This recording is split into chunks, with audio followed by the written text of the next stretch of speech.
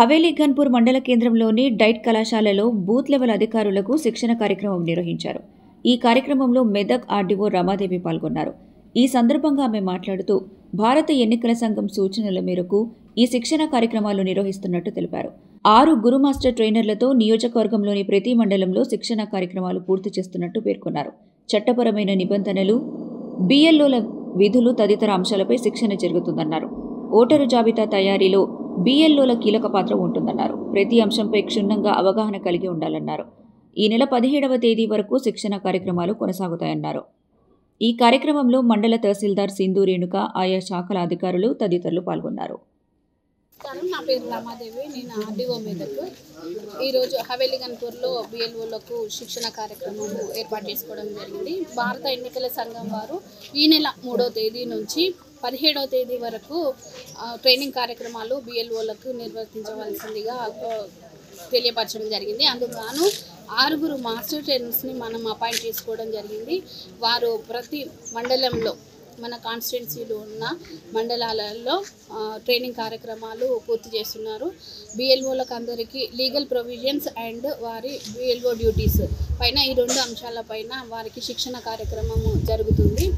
ఈరోజు హవేలీ ఘన్పూర్లో ఏర్పాటు చేసుకోవడం జరిగింది. అందులో భాగంగా మన బిఎల్ఓలు అందరూ కూడా పార్టిసిపేట్ అయ్యి మన మాస్టర్ ట్రైనర్స్ ద్వారా శిక్షణ కార్యక్రమము పొందుతున్నారు. ఈరోజు ఉదయం 9:30 నుంచి సాయంత్రం 5 గంటల వరకు శిక్షణ కార్యక్రమము జరుగుతుంది. వారికి మధ్యాహ్నం 2:30 తర్వాత ఒక ఎగ్జామ్ కూడా ఉంటుంది. అది 30 మార్కుల ఎగ్జామ్. వాళ్ళకి 20 మార్క్స్ వస్తే క్వాలిఫై అయినట్టుగా మనకు క్వశ్చన్ పేపర్ తయారు చేయడం జరిగింది.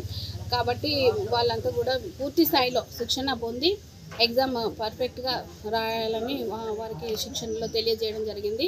లీగల్ ప్రొవిజన్స్లో పూర్తి స్థాయిలో అన్నీ కూడా చట్టపరమైన అంశాలు ఉన్నాయి. అవి వారు డ్యూటీలో భాగంగా ఖచ్చితంగా తెలుసుకొని వారి బిఎల్ఓ డ్యూటీలో వాళ్ళు ఖచ్చితమైన ఎస్ఓపి ఫాలో అవుతూ అన్ని పనులలో బిఎల్ఓ రిజిస్టర్ తయారు చేయడము, ఇంకా బిఎల్ఓ యాప్ ఉంటుంది, వాళ్ళకి యాప్ను కూడా సరిగ్గా వినియోగించుకోవాల్సి ఉంటుంది.